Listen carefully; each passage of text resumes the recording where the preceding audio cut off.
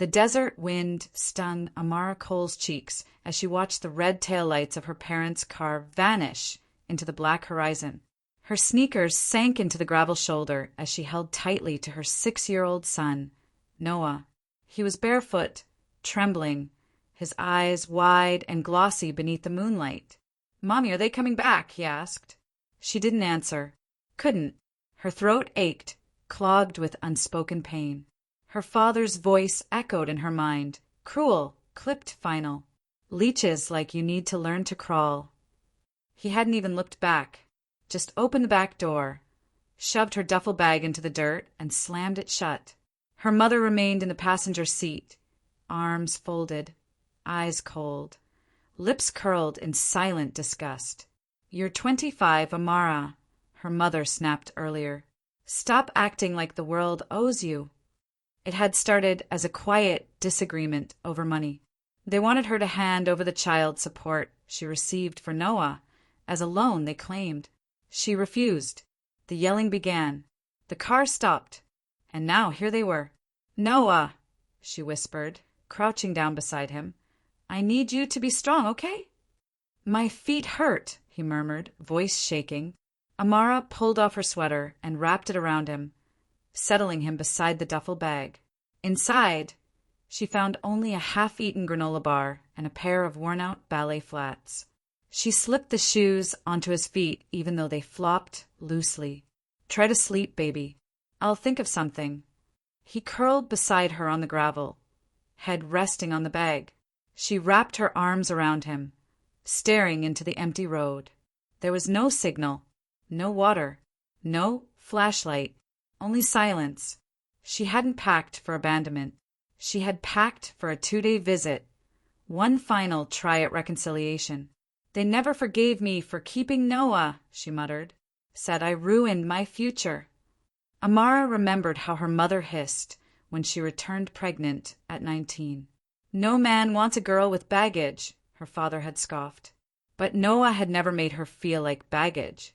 He made her feel whole. The night stretched endlessly. Amara didn't sleep. She sat upright with her back against the duffel, every muscle aching. The stars dimmed into a washed-out gray as dawn approached. No cars passed, not one. Her mind drifted into dark corners. Headlines flashed through her imagination. Mother and child found dehydrated on Route 19. She shivered. Just as panic began clawing at her chest, she spotted headlights in the distance. A rusty pickup truck slowed as it neared. Brakes signed to a stop. The window rolled down, and an older woman leaned out. She wore a faded denim shirt and had lines on her face that spoke of hard years and harder lessons. "You two okay?" the woman asked. Amara nodded quickly. "Our car broke down," she lied. The woman looked at Noah, curled in the dirt, then back at Amara's dry lips and trembling hands. "Get in," she said, unlocking the passenger side. Amara hesitated. "I don't ask twice," the woman added. So Amara scooped Noah up and climbed in. The woman's name was Linda Harper. She didn't ask questions, just handed Amara a bottle of water and turned on the heater. The truck smelled of lemon balm and old books. Noah slept soundly across Amara's lap. For a long time, the only sound in the cab was the soft hum of tires against the road and the gentle rhythm of Noah's breathing. "You look like someone whose family should be ashamed," Linda said finally. Amara's eyes darted to her. "What do you mean?" "I was kicked out once too. Pregnant, freezing. Now I run a mechanic shop and help lost girls. Looks like I just picked up another." Amara covered her mouth as the tears came. Linda drove them to a modest house behind her repair shop. There was a cot, a couch, and a hot meal waiting. For the next 2 weeks, she gave them shelter. But more importantly, she gave Amara silence, space to feel, to breathe, to begin understanding that what her parents had done wasn't just cruel. It was calculated punishment for disobedience. They had tried to break her. Instead, something else had snapped. She didn't plan on ever crawling again. It took Amara exactly 19 days to feel like her body belonged to her again. She tracked time through bruises, the yellowing on her ankles, the cracked heel. Noah's healing blisters.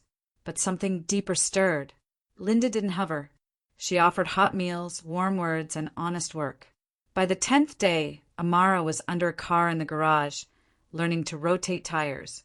"You're sharper than you look," Linda said one afternoon, handing her a wrench. "I've always been sharp," Amara replied. "They just never let me prove it."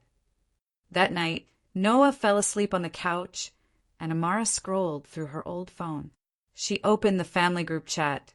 The last message from her mother read, "You always twist things to make us look bad. No one told you to bring your drama into our weekend." Amara stared at the screen for too long. My drama? Her hands shook, not from fear but purpose. She didn't want revenge. She wanted erasure. She had been thrown out like trash. Now it was her turn to take out the garbage. The next morning, Amara woke early. The air in Linda's guest room was still and warm, scented faintly with coffee from the kitchen. Noah snored softly beside her, tangled in a donated quilt. She stood and stretched, then walked to the mirror. The girl staring back was no longer the same. Her eyes were tired but focused. That day, she asked Linda for a favor. "I want to change my name," she said, voice steady. Linda blinked. "You sure?" Amara nodded. "I want to be Amara James. My father's name doesn't belong to me anymore." Linda placed her coffee down. "Then let's go fix it." Together, they visited the local courthouse. Linda signed as her witness. By noon, Amara Cole was gone. In her place stood Amara James, unclaimed, untethered, and whole. Amara didn't stop there. She filed paperwork to update Noah's last name too.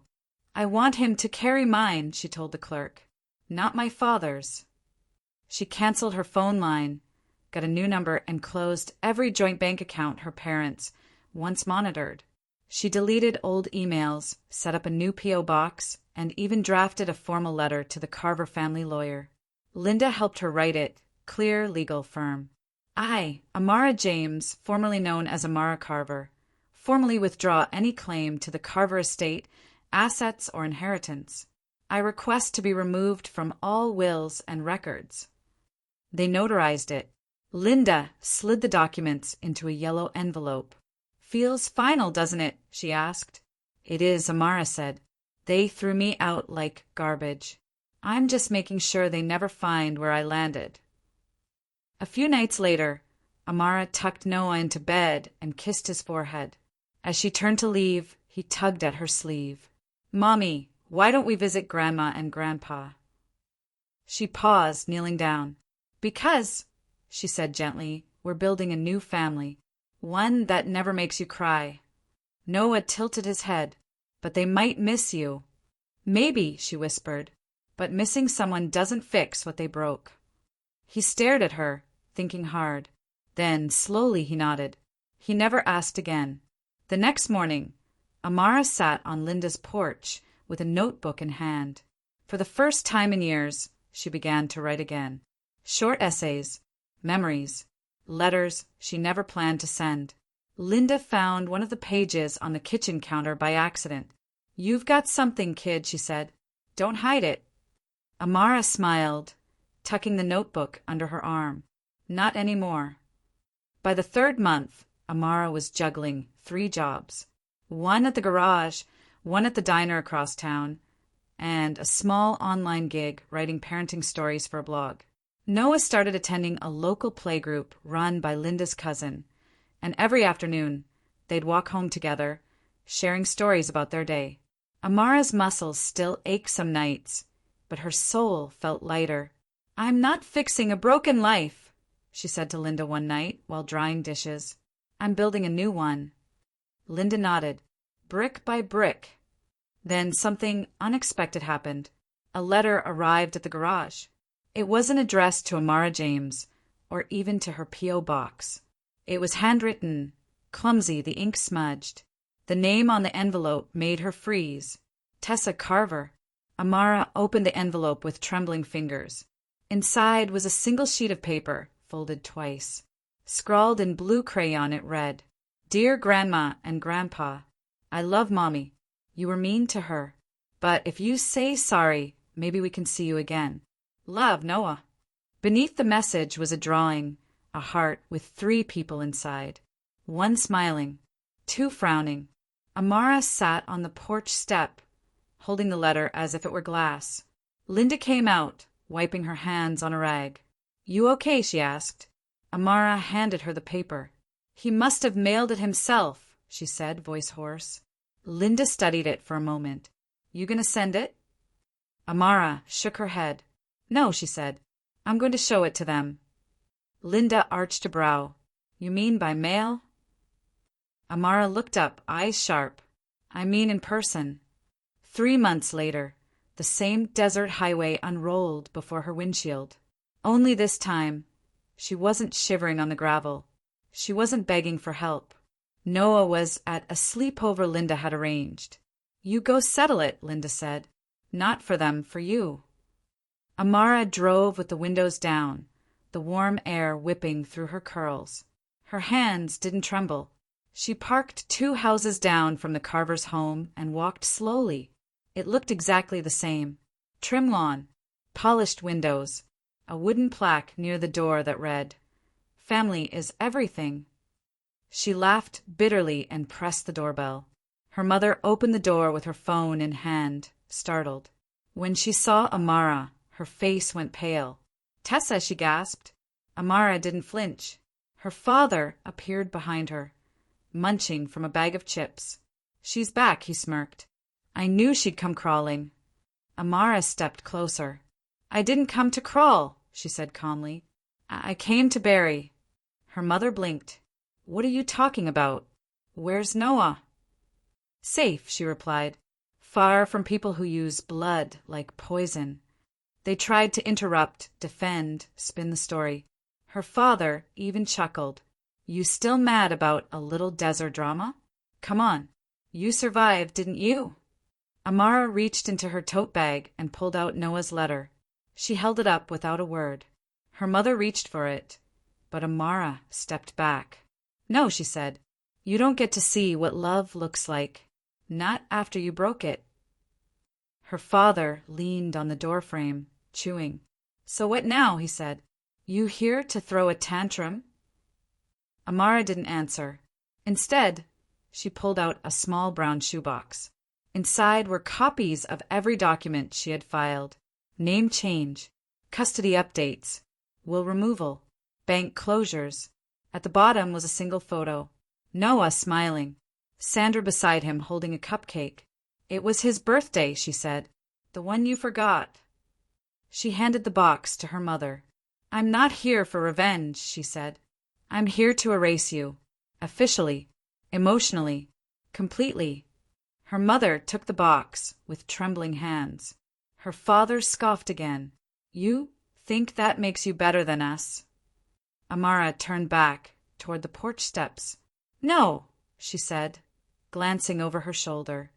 I don't think I'm better. I know I'm free. She walked away without looking back. No slamming doors. No final words. Only silence. The same silence she had once feared now felt like power. Power she had built from nothing. Power they would never take again. 2 years later, Amara stood in front of a small classroom inside a women's shelter in Arizona. The walls were decorated with posters that read, Rise Again, and You Deserve Joy. Her name tag read, Amara James, guest speaker. Noah sat at the back, doodling smiley faces on his notepad. One of the women raised her hand. How did you do it? She asked. How did you get out? Amara smiled softly. I got out when I stopped asking broken people to hold sacred things, she said. You can't build a future in a house that buried you alive. Outside, the desert wind blew across the parking lot, whispering against the glass. Amara turned toward the window. It was the same wind that once stung her face as she wept by the highway. Now, it just smelled like freedom, because they had kicked her out like garbage, and she had erased them like they never mattered. She never looked back. After the session at the shelter ended, Amara stayed behind stacked chairs. Noah ran up, holding his drawing. Look, Mommy, he said proudly. It's us. Me, you, and Miss Linda. She took the picture with a smile. I love it, baby. You gave me freckles, she laughed. You have them when you smile a lot, he replied matter-of-factly. Her heart warmed. A young mother from the class lingered by the doorway.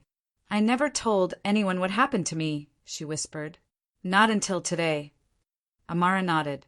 Then today is the first brick in your new house. That night, Amara sat on Linda's porch, sipping tea under the stars. You were good in there, Linda said, rocking beside her. I didn't think I'd ever be, Amara replied. Linda looked at her. You don't just survive anymore, Amara. You lead. Amara didn't respond. She just breathed in the night and let it settle in her bones. The following week, Amara received an email from the parenting blog she wrote for. They wanted to feature her as a regular contributor. I love your voice, the editor wrote. It's honest, fierce, gentle. Amara stared at the screen, unsure how to react. She had spent years being told she was too loud, too soft, too complicated. Now her truth was becoming her power. Linda peeked over her shoulder. Are you going to say yes? Amara laughed. I think I already did. By the weekend, she had a profile photo, a short bio, and a column called Letters to My Son. Each post was a note to Noah, part memory, part advice, part quiet rebellion. The blog went viral within a month. Readers wrote in from everywhere, thanking her for her words. I cried when I read this, one mother wrote. Thank you for speaking for women like me. Amara forwarded the message to Linda. Her caption read, They tried to bury me, but I became a root instead. Soon, local groups began reaching out to Amara, asking her to speak at schools, libraries, and support meetings. She always brought Noah along. I want him to grow up knowing what strength looks like, she told Linda. Then, he won't have to look far, Linda replied. Amara began organizing community drives, clothing for women starting over, school supplies for children, free mechanic classes. Noah helped too, handing out coloring books and hugging shy kids. One afternoon, while unpacking donations at the shelter, Noah tugged at her sleeve. Mommy, he said quietly, do you think Grandma and Grandpa miss me? Amara knelt, her hands resting gently on his shoulders. Maybe, she answered softly, but that doesn't mean they deserve to see you. He nodded slowly. They were mean. They were broken, she corrected, and were building something whole. Then she kissed his cheek and whispered, We don't go backward. We plant forward. And Noah smiled like he understood. As the seasons changed, Amara finally allowed herself to rest. Not collapse, rest. The kind that comes after surviving a storm and planting a garden.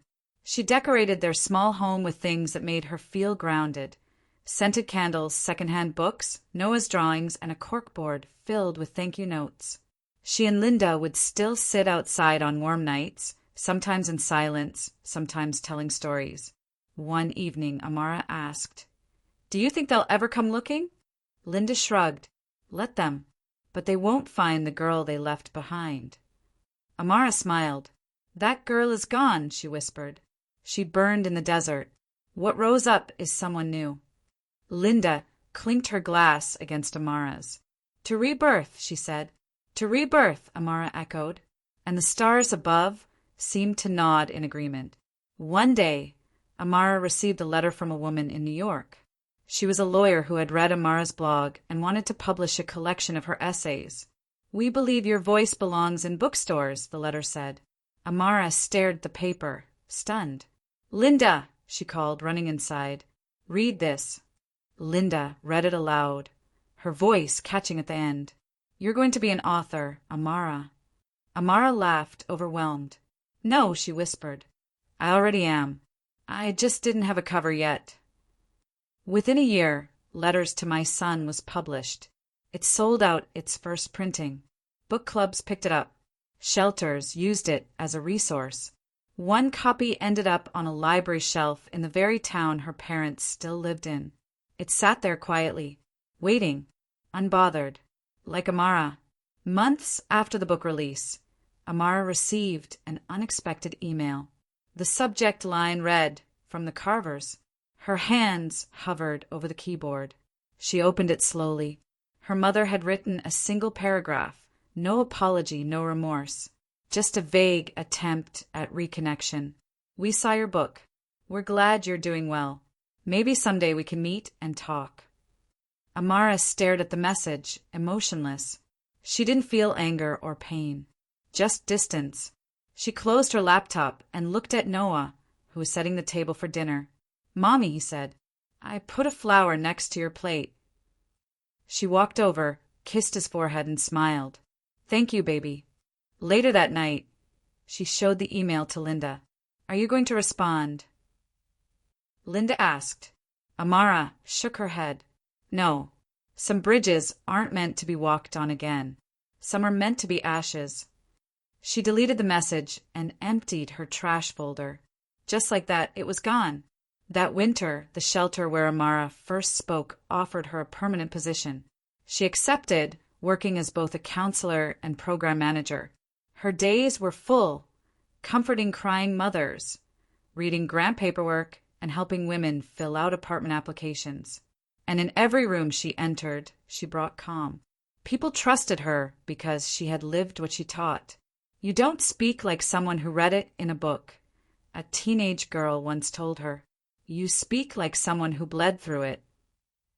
Amara gently smiled. "I did."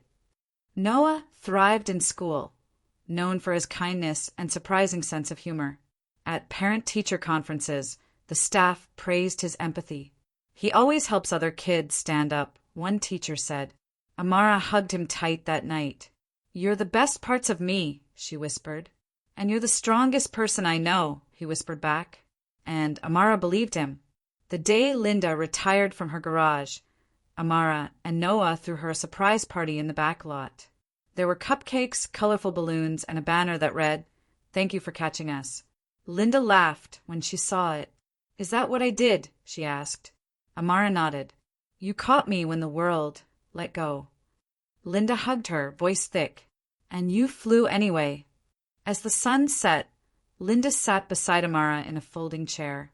"You've changed so much," she said. "Even your laugh sounds different." "I stopped laughing through pain," Amara replied. "Now I laugh through healing."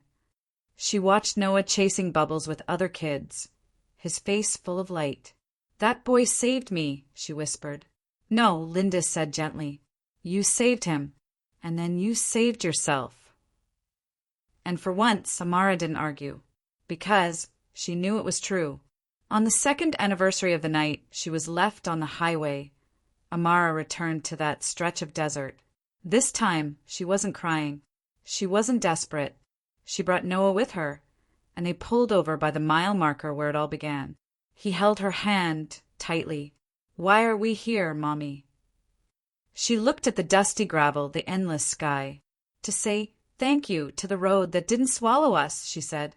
Noah bent down and placed a small stone on the shoulder. "I left a part of me here," she whispered, "but I found all the rest after." They stood in silence. Then Noah tugged her hand. "Can we go home now?" Amara smiled. "Yes, baby. Let's go home." And they drove off, sunlight glinting in the rearview mirror like a promise kept.